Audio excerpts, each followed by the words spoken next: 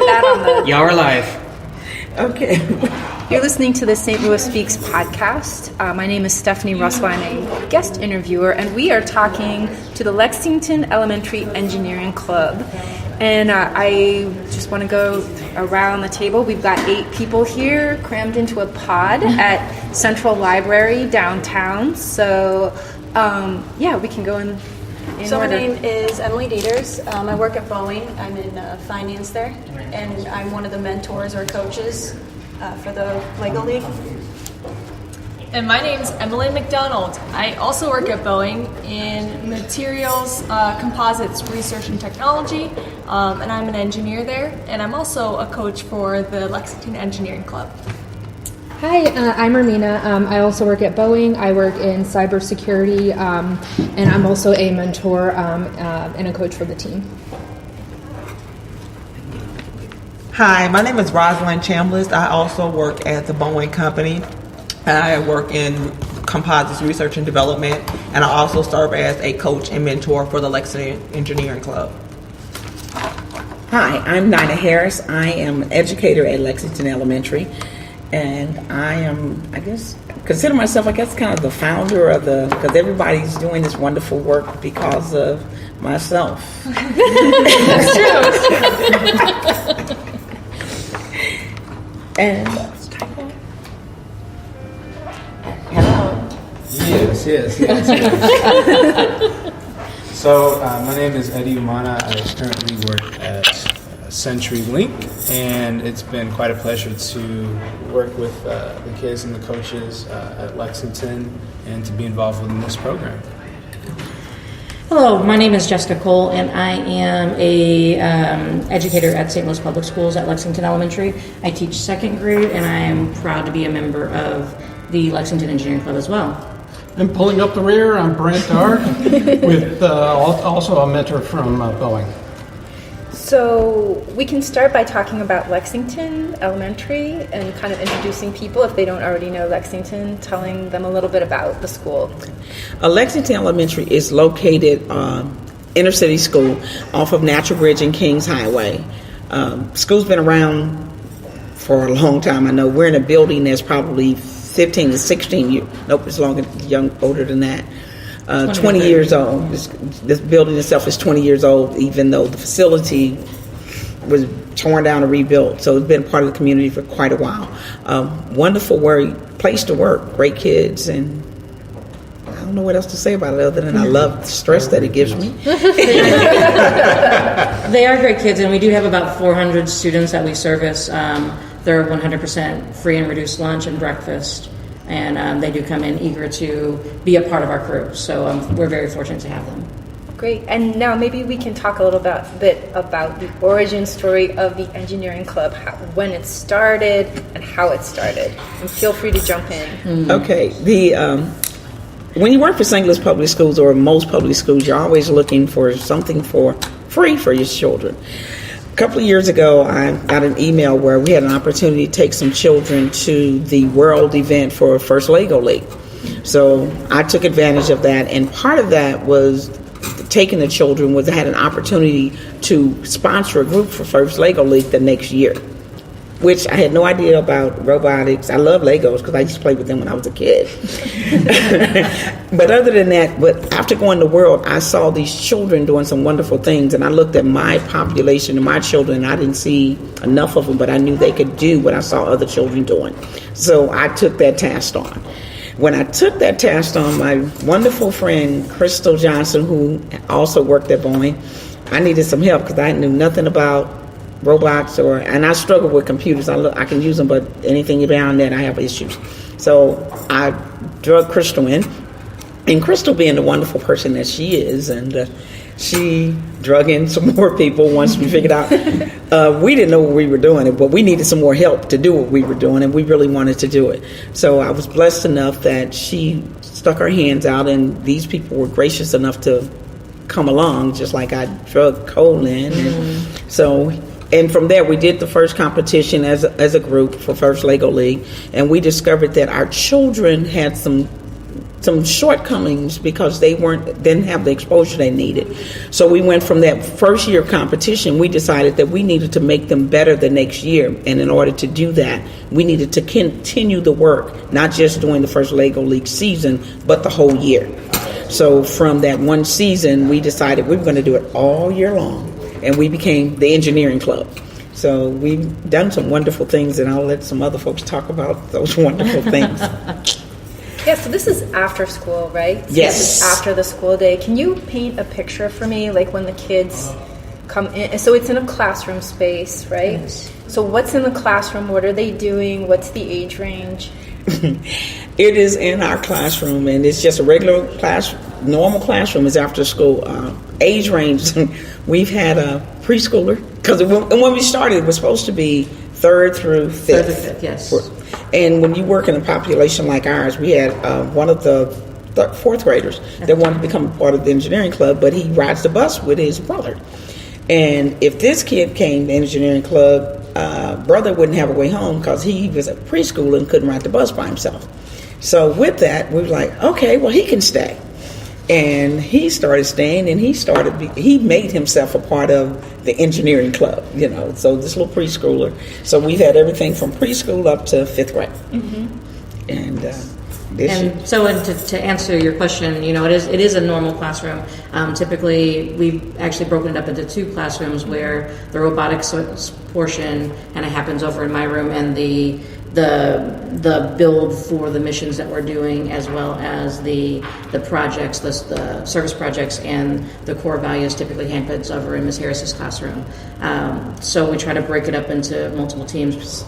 Honestly, a kid sees working with a robot. Are you going to want to work on your core values? Maybe not so much. right. Robots always win. Yeah. Always, robots always win. So sometimes we go out in the hallway, or That's true. even outside. Right. Oh, that's true as well. And it's nice. They get snacks and drinks kind of before we start. And Right. They all know where their stuff is, so they go and get their numbered box, like trying to teach them to be a little more organized so they can get everything together. So what kind, I think a lot of parents think of Legos as that horrible thing you step on in the middle of the night when you're getting a glass of water and then swear a lot, right?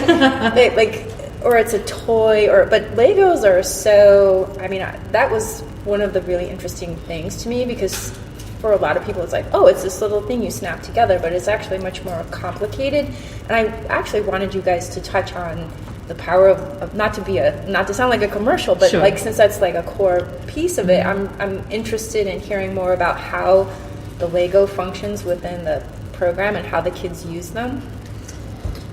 Well, they have a mission board. So, for instance, this year the mission is all around to celebrate the 50th anniversary of the Apollo moon landing. Mm-hmm. And some of the missions that the robot has to perform were designed by Boeing engineers. Some of them involved in that original space program. And so the robot has to solve what seem like real life challenges that a robot or astronaut would have to perform. Mm-hmm. So they have to assemble. It's just a blank board, but they have to assemble these challenges like a space station or a satellite or things like that the robot has to interact with. So there's 15, I think. Right. Yeah. Different challenges in there and different things. So the kids right now are finishing up building those, and some of the kids are learning how to program the robot brain. And then they need to design the robot itself. Mm-hmm. So everything is made out of Legos, and most of them are standard Lego parts. Yes. A few of them are standard for the EV3 robotics, but most of them are the same Lego box you can buy at the store. Right. So they're designing them are they doing blueprint? Right. So first does a good job with actually giving instructions how to actually put the different missions together. So there are some step-by-step instructions on how to build the particular mission that we want to actually perform. Mm-hmm. So at the beginning of the season, we start with that activity, which is good because it teaches the children what each of the pieces can do how to follow instructions step by step, how to check your work to make sure that it's correct against some sort of blueprint or design that's there, and then taking that learning a step further when they go to design the robot. That's much more free-form thinking and trying to come up with creative ways to make the robot meet the missions, but also be have some structural integrity and be functional. So we start at the very beginning building blocks with putting the missions together, and then we move toward more creative space. Right. So what do can you describe what some of these actually look like? I mean, I've known kids who have done robotics and they can look pretty much like anything, but I mean, is it like square? Well, it kind of depends. This year, like I said, we're doing space, but previous projects we've done the hydro, and depending on what the mission is, but it is nothing like just stacking them up and making a square house. A lot of these things are way beyond that. One of them, the missions this year, is actually a satellite, where the children had to construct and manipulate these pieces, and it's a round satellite with little wings that seem to move. So the pieces aren't as simple as the way we played with robots, with Legos, where you have to stack them. So the students are being exposed to just a lot more critical thinking about how you take this bag of things and turn them into something different. And it's not the squareness of it. Yes, they start out, but you have counting the pieces and making sure that you have these extension pieces that are the correct size, 15 versus 12 versus to make them fit together, and manipulating and just watching them do the critical thinking and figure out how to manipulate something. And they had to come up with a strategy. Yes. So to determine, okay, should we do one mission at a time, or how can we combine these missions creatively? Yes. And I guess if you're if you're thinking about a visual, the past projects we did, there's a main square, and that's where that's where they have to program it, and then you build the attachments that go on it. And For the robot. For the robot, yeah. And so then every time they're on the mission board and you go to do a mission, the robot will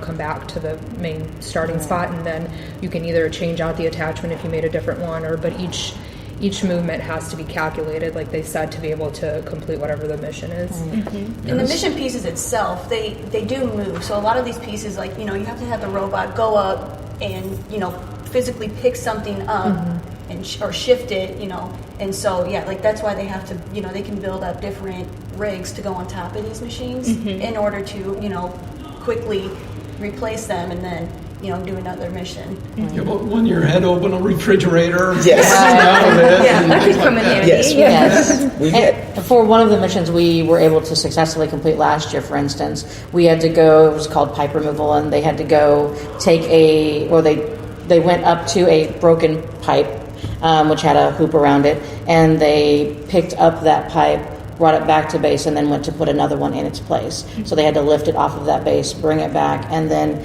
take the other one and then put it back in the same place in order to get the points. So that robot was more or less like a forklift. Okay, that makes sense. Right. Yeah. And so with that is normally time, so we only have Yes. about 2 minutes to complete as many missions as possible. Yes. So, and this is kind of leading up to the big competition, right? Yes. Yes. Yeah. And Yes. when does that happen, and what happens when it does happen? For this year, we'll be competing. The first competition is November the 17th, and we'll be competing at Gateway High School. And the way things are going for us right now, we will probably be competing primarily against St. Louis Public Schools this year, because we have a deputy superintendent who has pulled enough that we will have about 20 schools that will have teams this year. When we first started, we were competing against some teams that we were like, oh my God. I mean, because we had teams that were coming out of homes that, we're talking in comparison to where our children are, that the technology, and teams were the team members, and we're talking about the kids walking around with iPhone 10s or whatever the newest thing is, and our children are like, okay. So the difference in resources is vast from here. But our children were able to go in, and they did carry themselves in a way, and they competed, and they learned a lot about looking at the other world, because we had conversations when we got back about some of those teams, and the way they went and their skits and the way things were carried about. And the next year, like I said, we moved up a little bit better. Our shirts looked a little brighter, and we fit in more. We didn't have swag yet, but we're working on that. We're moving up. Yeah, because we went, and you have teams where they're giving out pencils and buttons and stuff because somebody's fronted those things, and our children, we're picking them up, and somebody else is doing it, where the other teams are there with parents and grandparents and aunts and uncles, and our teams are there with their teachers and their wonderful coaches. So the combination of resources is vastly different. But the critical thinking that we're starting to see with our children is what we're after. They have been able to. Last year we made it to regional. We were shocked. We did it. We made it. Yay! Yeah. So we won the first competition good enough to go to regionals. Yes. First The St. Louis regionals. public school to do that. And Yeah. right, and that for me that's carried a lot in my heart because my babies, with all the extra exposure and not the constant interaction with the technology, were able to carry about and develop their project, even though it was like we beat them sometimes, but they were able to work as a team. And that's another part of the FLL competition, is developing that ability to work as a team. Mm-hmm. And one of the things that we do is we push that critical thinking for them being able to work as a team and work as a pair to solve problems. And ultimately our goal is to make them want to be what we are, professionals in this work. Mm-hmm. Yeah. And to interject there as well, I think that it's important to note that we came from the first FLL competition to not getting a mission completed, to not getting a robot completed, to making it 3 years later to be able to win the regional, not the championship, but the regional qualifier, and then make it to the championship. Which is pretty wonderful. Yeah. Yes. That's our children that did that. So that's our babies. And we meet twice a week. Yes. And about a dozen or so? And Yes. so far about a dozen, and there's more that keep wanting to come in. It's actually getting scary. The more the merrier. I know, Roz, go big or go home. Today I was frustrated about the secretary because I have not given her applications to give to some parents that have been inquiring. I'm like, I'm gonna do that. She said, yes, she told me that 2 weeks ago, and these parents keep calling me. And I'm like, okay, we're going to do that. And one of the good things that I've enjoyed is we've had some students that have been difficult personalities during the day. And Ms. Harris, can I be in engineering club? Yes. If you do A, B, C, and D, your behavior during the day is important, because if you're acting up with your teacher, you can't come acting up. And Roz is looking at me like, because she thinks I want to save the world when it comes to children, and I really do. But we've had some students that have checked themselves enough to reduce their negative behavior during the day so that they can interact with us twice a week as part of the engineering club. And that says a lot. That says a lot. And to add on to what Nina said about, and what everyone said about meeting in the classrooms, is last year we were competing with schools that these kids, they had the resources to meet in someone's home. And that's very different when you're in the classroom setting, because in the classroom setting there's only so much wiggle room you have. When you can meet in someone's house, when you can have a lot more space to work with, that gives the kids a different ability, and also it's a home, it's a different feel. And I think one of the things that I've enjoyed in not only observing but participating and seeing how, I think as a team of coaches we've done our best to try and bring a sense of homeliness to the classroom. I would agree with that. And granted, I mean, as everyone said, like we only meet twice a week, and we're doing this all with our own busy schedules. So it's not only a commitment from the students, it's a commitment from us as well. And I think it's really been exciting to see how far the kids have come, because I can remember from last year there were just some things that the kids did in competition. They were just like, "You really did that, didn't you? You really did that." And it's like, and I think to me that is a part of the consequence of the work that we've been doing. Mm-hmm. The fact that not only are the kids surprising us, they're surprising themselves, and that's the whole point of the process, is that you can see yourself being more than what you were yesterday.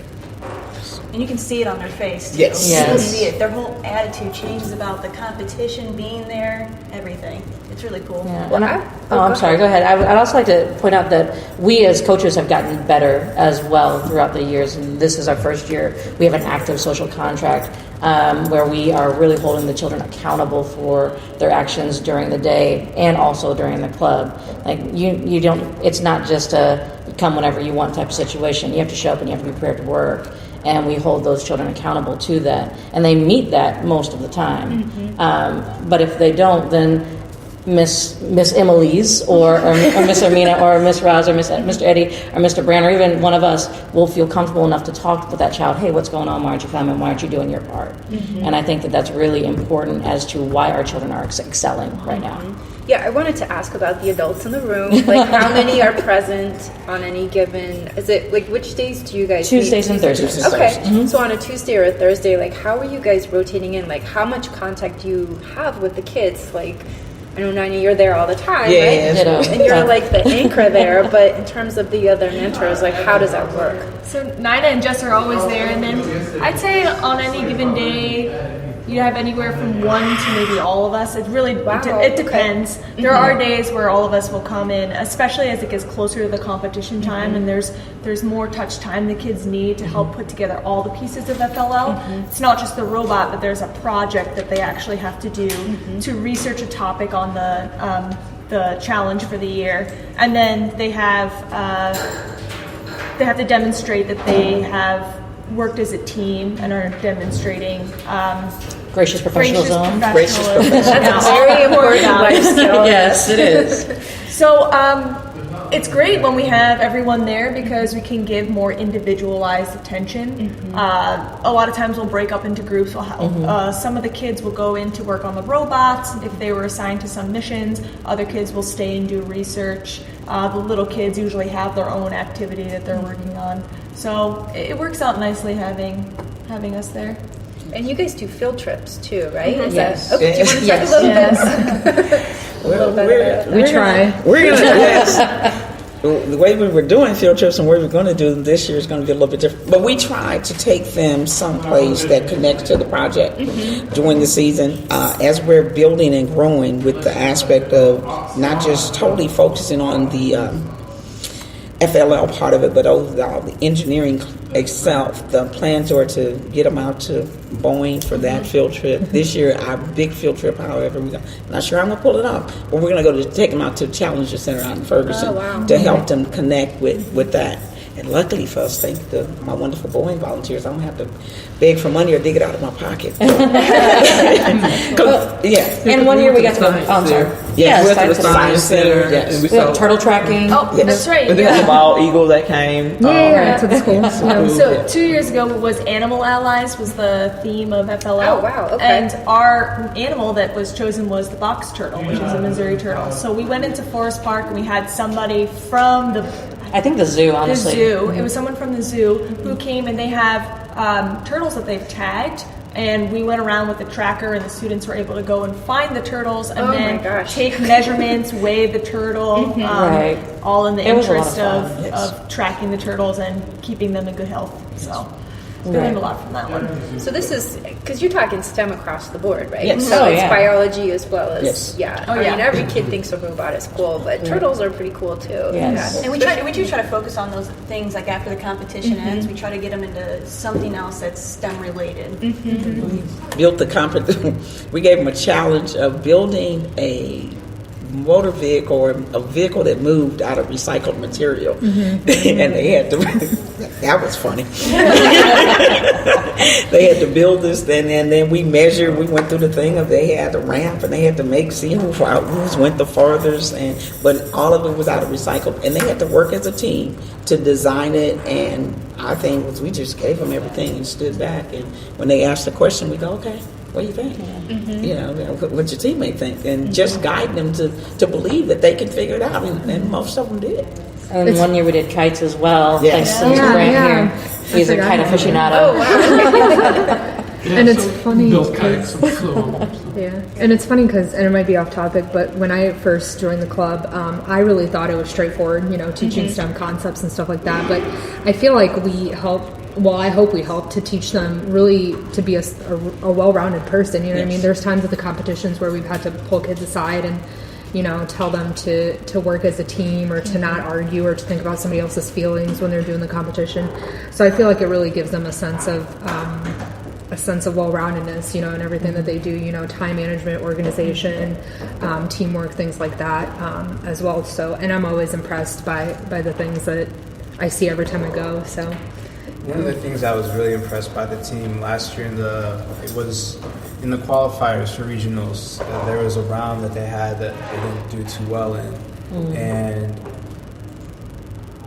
then they had I'm trying to remember which one it was. I think it was one of the team building ones, and to see how, you know, we tried to pep them up again because you can see them, you know how kids are. They were bummed. You know, they don't hide how they feel. So you can tell they were disappointed. So we just tried to get them to smile, you know, just to kind of get focused again. And I think one of the things that touched my heart was to see not only how quickly they responded, but I think to me, like, it was just, they just found a way to pull together. Yes. And to do that as a team. And it's in one of those moments where it's so easy for the dynamics to fall apart. And that's what I felt really proud of, is that they found a way to stick together and to do it in a way where not one person was bulldozing over the other, but in the sense of like, hey, I need, you know, we need each other. And those are the type of things that you can try and explicitly teach, but on some level it has to come from within them. Organically, Yes. And so I think that's definitely a memory that will stick with me for a very long time, because I've seen so many instances where you are in those type of situations where something goes wrong and all of a sudden, like, finger pointing starts, and then it's just a wrap. And that easily could have happened that day. However, the kids, they had a totally different idea. And for me, I feel like that was one of the pivotal moments that I think played into our kids qualifying. And that's where we won the competition that day, which is, I remember when we won, and me and Emily looked at each other and were like, this is wrong. And we were like, no.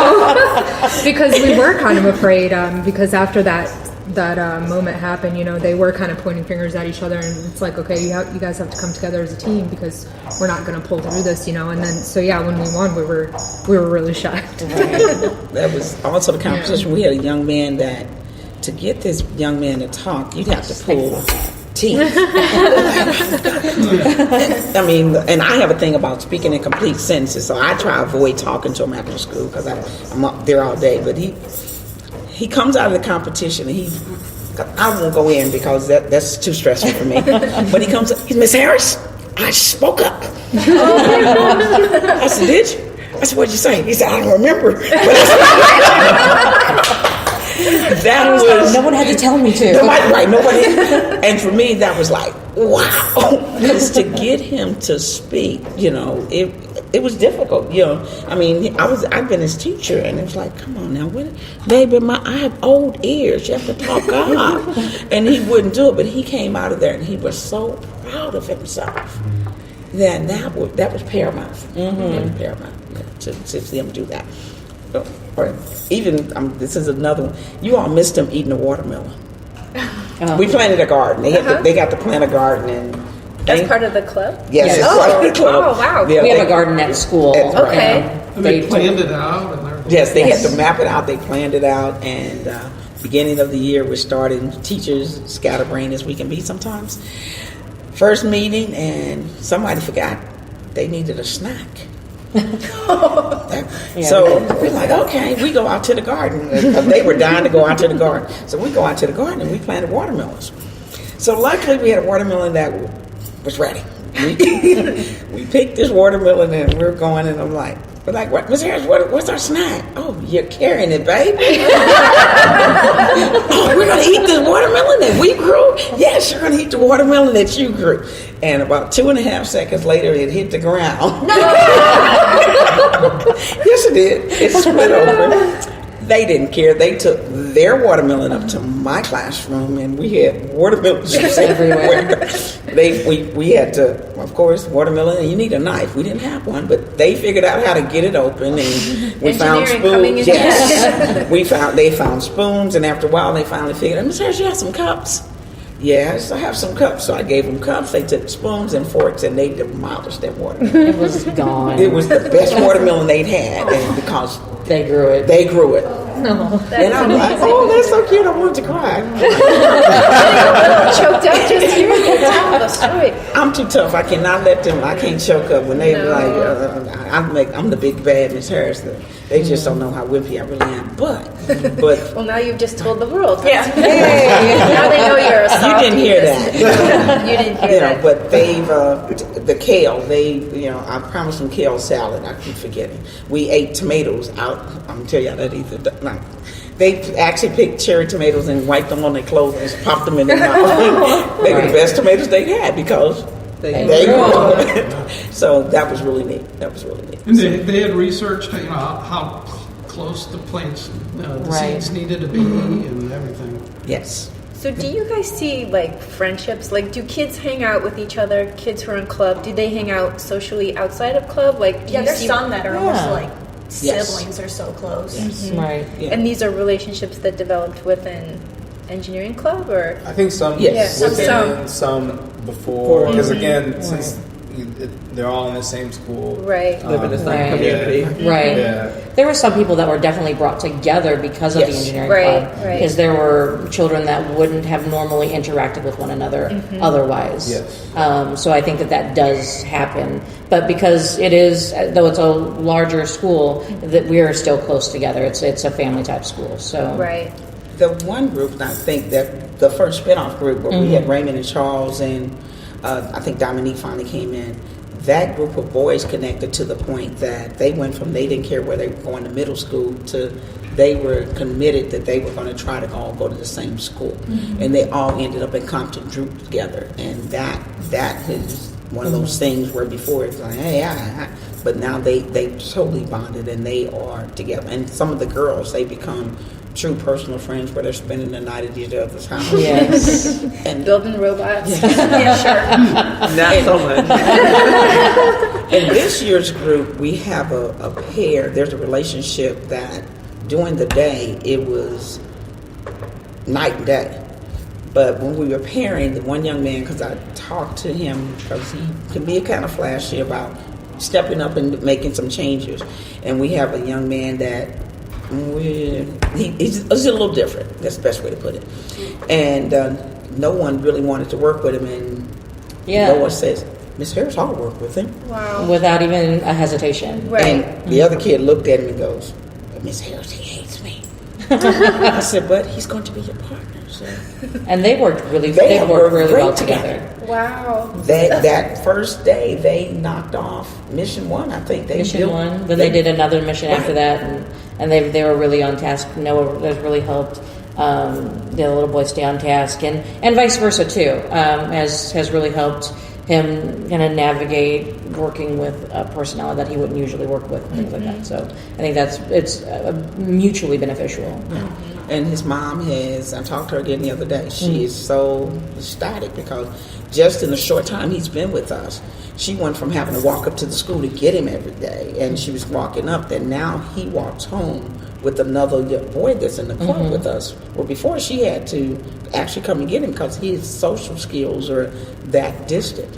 And in school, I can see a difference. Even walking down the hall, he was having one of his little tiffs, and we're walking on the other end, and I said, hey, gracious professionalism, off the wall. He went behind the line, and, walked by Miss Cole the other day and just hugged her out of clear sky. It's interesting. So, those things are the things that I personally look for and enjoy about what we're doing, the work we're doing. So I wanted to touch a little bit, we're kind of on a roll with this, already, talking about how this program kind of radiates out through kids' lives. It's not just about STEM or STEAM or whatever. I know it always it changes. I don't know if STEM is right or STEAM is right. They're both. They're both Okay. correct, yes. Okay. Steam that art away. at right, Arden. Right. That's the only. I only understand the A. So I'm just. But I was very curious to go back to that preschooler. I don't know if he's still in the club. I'm Yes, assuming he he's is. not a preschooler. Kindergartner now. Yeah, and I think He's the first grader now. Oh, no. Yes, you're right. He's the first grader. Yeah. because he's the one that's not like the master of the weedos, right? He's going to be in Yeah, the We Do's, but yeah. this kid, he went from preschool last year when we had our big celebration, and we were talking about, Roz killed me because I believe in rewarding children, and this Dash robot. He got his own little Dash robot because I was just so proud of the growth that I've seen in him and him directing, because he tries to play shy when we're not paying attention. But I've seen him, well, you know what? You're not doing that correctly. And what you should be doing is da-da-da-da. But when one of us walk around, we like, ask him something. He goes, He's a little shy. Right. But even during our last year's ceremony, the students roasted him. And all of the things that we had no idea that he was doing to keep them on track when they were doing stuff they had no business. And The big fifth graders. Yes. He was gracious professional. That's right. Yeah, so he's back with us again this year. And yesterday he's like, Miss Harris, we meet tomorrow. Yes. Are we meeting tomorrow? No, we're not meeting tomorrow. We're meeting on Thursday. Okay, thank you very much. I'm really interested to see how he shapes up this year, because last year his brother was still in the club. Yes. So he kind of leaned on the brother a little bit, but now his brother's gone off to middle school, so He has to fly on his own. Yeah. Yes. So I think it'll be really gonna be interesting. interesting. And I think he'll start to open up more, because I remember one of the sessions we had, I think Mrs. Cole was in the room with me, and it's one of those things, again, I think they're just like organic moments that you can't script, they just happen. And I remember we were trying to go over with the kids one of the missions, and again, he was, as Dinah was saying, playing shy, and I was trying to figure out a way to get him more involved, because the other kids, they'll just pipe up, they'll give you answers, right or wrong, whatever. Right. They don't care. Whatever's coming up with it, it's just coming up. So I was just trying to find a way to include him and to say, okay, can you point to what's on the board, like what's happening? And it was interesting because after some time, I didn't even have to do it. The other kids just took over. Yes. They just took over, and they were encouraging him and trying to encourage him to point to the right stuff.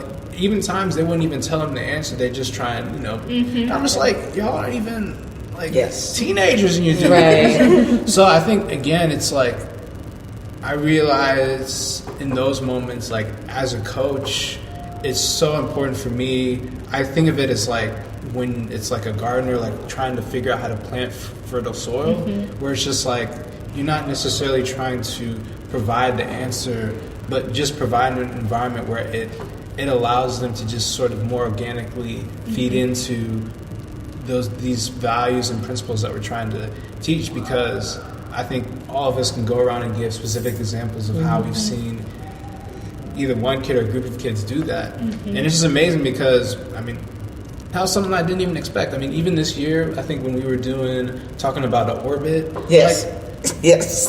One of the girls just, I can't remember what Nina was asking, but she was sitting quietly. Again, like you just have these kids that just sit there, just, you don't think anything's going to come up.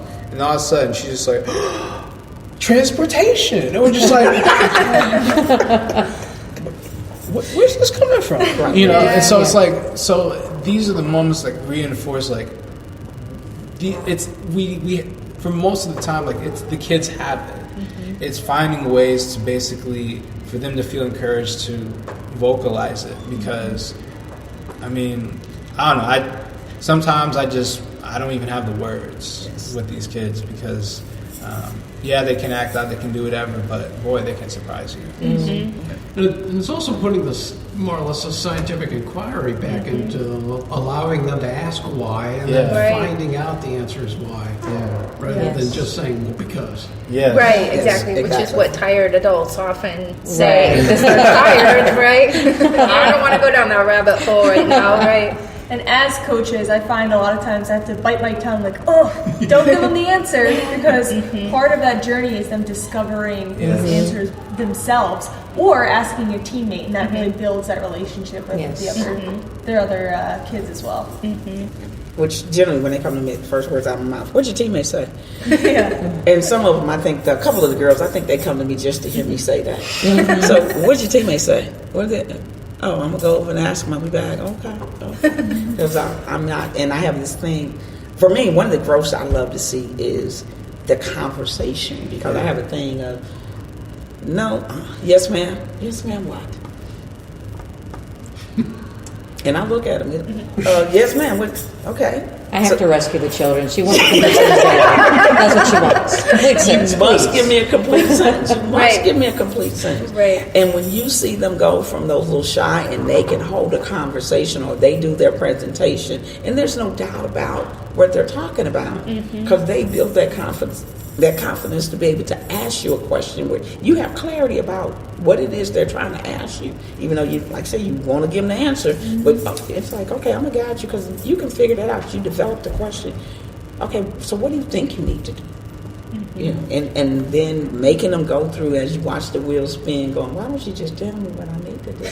You know, but that's, we want the wheels to spin. And because of that process, sometimes like their inquiry is so good, like I'm like, I don't even have this. Like, there have been a couple moments I'm just like, I'm gonna have to look that up on my own time, because it's just like I didn't even think about that. But that's the type of things that I want to see more, because for me, like, that's a sign that they're more invested in what's going on, and then they're also allowing themselves to feel confident in even coming to us to ask questions. Because sometimes, you may not even get a question from them for maybe 1-2 weeks, but then all of a sudden, question. Yeah, it's just like popcorn. Yeah. So we have to wrap it up, just because the library will close pretty soon, and they'll ask us to leave. I could have this conversation for another hour. This has been so wonderful. So before we end, I wanted to go around the table one more time and just have people kind of express like things they would like to, like, wishes, hopes, dreams, like what, or projects you want to work on. It can be as small or as big as you like. I really just hope this helps these kids want to, like Eddie kind of said earlier, want to do something bigger and better, and it gets their mind, searching for new things and new avenues. Like, oh, I could go into this and I can do this, and like, it's amazing we have 2 female engineers on this team as well. Named Emily, right? Yeah. Rosalind and Emily are both engineers. Oh, okay. Yeah. So, yeah, that's really cool. Maybe like one of these little girls will see this, and that's something that they can look up to. So that's cool.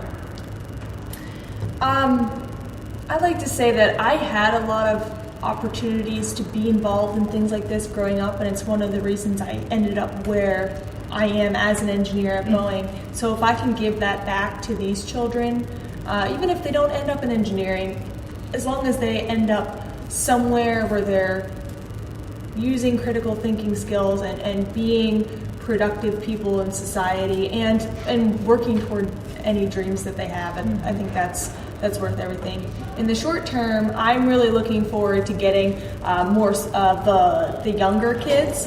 So we started with Caden, but now we've got a couple of them, so we're thinking about starting a junior FLL team. Yes. So I would like to see the engineering club grow to be able to include more of the younger kids, so that we have a pipeline of kids who start in junior FLL and then make it carry all the way through to the 4th and 5th grade FLL team. That's the ultimate dream. So that's what I'm looking forward to. So for me, I guess, so a lot of us aren't from St. Louis. I know Emily and like Rosalind, you're not, but I actually went to St. Louis public schools all my life. And so I feel like there's a certain stigma with St. Louis public schools that kids don't tend to, grow up to be anything kind of thing like that. So I think it's amazing to see that these kids aren't in, the St. Louis public schools, and their willingness to learn. And I hope that, like Emily said, we give them, kind of some inspiration to do to do something great with their lives. I know growing up for me, it was certain teachers that made a difference for me, and kind of guiding me where I wanted to go with STEM. And for me, STEM was always so important growing up because I feel like it got me to where I needed to be, where I felt like maybe I wouldn't have been able to have those opportunities had it not been for those teachers. So I think it's amazing to see Nina and Miss Cole even have a group like this. I think it's really cool, and I'm so glad that Crystal got me involved because we worked in the same wing, and so it was interesting because I probably would have never got involved any other way. But and I guess for the short term, I love space and NASA and everything like that, so I think this year will be really fun for me to do the Apollo mission. So we'll see how this year goes. I guess for me, I have a lot of real thoughts because I'm actually passionate about STEM. Similar to Emily McDonald, I grew up in a small town. Tuskegee, Alabama is black, historically black or whatever, and so the demographics at Lexington kind of reminds me of where I'm from and what I'm used to. And so I know from programs similar to that it made a difference in my life and where I am today. So I want to actually reach as many students in Lexington as possible. Mm-hmm. And as everyone said, I like to go big or go home. So with that being said, I would like to get more parental involvement for the community in the area surrounding the school, for everyone to know about the engineering club. I would be happy if we could actually pack all the classrooms with students interested in engineering club and with mentors. So every student that we can reach, I want to reach them. My big dreams. Oh God, they're scary. But one of the things that I want to mention, because Roz mentioned being African American, the diversity of this group. That's paramount for my students because they're in the group itself. There are 8 of us. There are 5 Caucasians, or as my children would say, white people, and there are 3 African Americans, 2 of them being female, and then Eddie. And for these children, they've learned how to interact with that diverse group with an even level, and that for some of them that's been really paramount. And just to keep building that and those dreams and those desires to know that there's a possibility of doing something other than, what did the baby say? He wanted to be a pizza man? Pizza cook. He wanted to be a pizza cook. Mm-hmm. But when they're not exposed to engineers. When we grew up, teachers lived in our community. Policemen lived next door to us. My children that are in our school, that's not their case. But my babies now know engineers. They know an accountant. Now, and they know what an accountant does, actually. I heard the girls telling somebody that you were the accountant. It was big. We call it big voice. The young lady had the big. No, the little one. Yes. She has a big voice for a little body. But no, Miss Emily's an accountant, and she told the child what an accountant does. That's paramount for them. So my dream is just keep doing what we're doing. Okay, I'm stopped. I just had to take a step back just hearing everyone's right. Yeah, that's big. It's big. Gee, I think to pick off a little bit from what Ross said, I think one of my hopes and dreams is definitely seeing more black men involved. And just because, for me, I think when I first came, and this is also a shout out to Crystal Johnson, because at the time, before I even got involved, I was looking for mentorship opportunities, and I was looking for within the company. And that was when I was at Boeing. And so when I didn't think anything of it. I just stopped by Crystal's desk. I said, hey, I'm not really looking for formal mentorship, I'm more informal. I didn't think anything was going to come of it. And then Crystal being Crystal's like, hey! I trained her well. I hope she hears this. And she was like, we got something going on at down in Lexington. If you open Tuesdays, Thursdays, just come on through. And I was like, okay. And one of those days, I did decide to go. And when I first came, it was interesting because I was in a place where it's interesting, like when you feel yourself you're going through your own stuff, and then when you're there, it's like, wow, I need to figure out a way to get myself right, because these kids are looking up to me, and how do I get myself to be in a place where I can give them my best? And especially for some of the young boys, like even some that are not in the program right now, but you see that glint in their eyes when they look up to you, right? So in that sense, for me, like there's just a deep sense of responsibility, and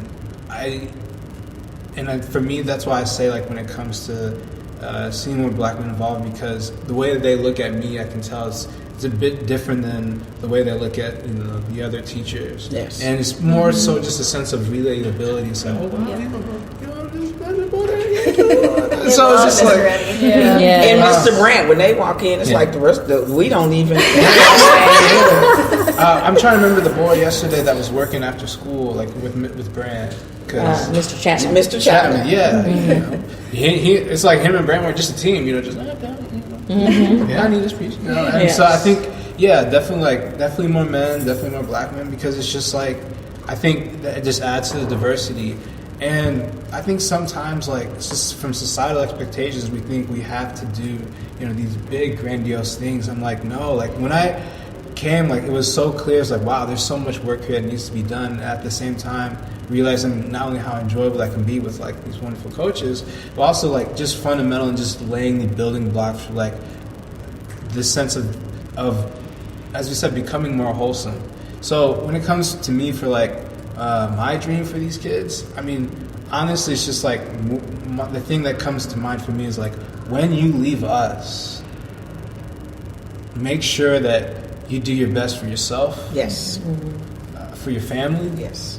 For your community, and please find a way to give back. It doesn't have to be at Lexington. Hopefully it is, but just somewhere, because it's hard to, if you don't give yourself that exposure, how else are you going to know what's needed?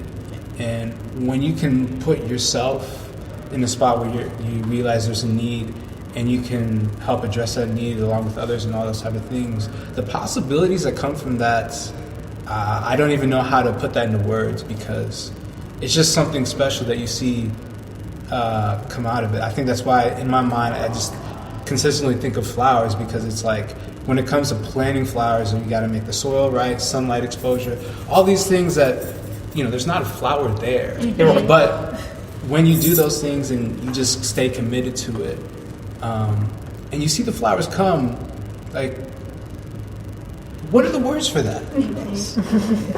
So that is, when it comes to my dream for these kids, it is that. It's like, I don't have to see the end results. I don't need to receive a thank you.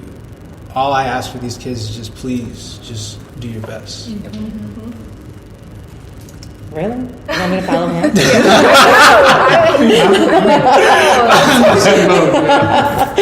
So, I'm keep this relatively short. I, as an educator and as a member of here, everybody really touched on everything that I want for these children. I grew up as I was a difficult child. My mother doesn't know this yet, but I was a difficult child. And I also came from a similar economic background as these children. And so my reason for being at Lexington and the reason for this club for me is to give back to children that I know need that help. Not that every child needs that help, but I want to help children that were like me, that doesn't think that there's another way. And so some people might call it savior, whatever, but that's not really what I'm about. But everybody in here really touched on the reason I'm here, and what I want, my hope and my dream is that I can continue to be a vessel for helping children get further in life. Yes. And that's all I want. Yeah, it's nice to see the respect from the kids, but also the relationships, to get hugs from these little kids. It's just an amazing feeling. And one of the things I would like to try to do is maybe get into something like maker movement type of things. Yes. So doesn't have to all be engineering, but some of the other trades, and working with their hands and building something, because that seems to be what brings them the joy. Yes. Definitely. I love it. Fantastic. Thank you guys so much. This has been thank one of you. the Thanks for having us. That's awesome. fun, interesting interviews I've ever had.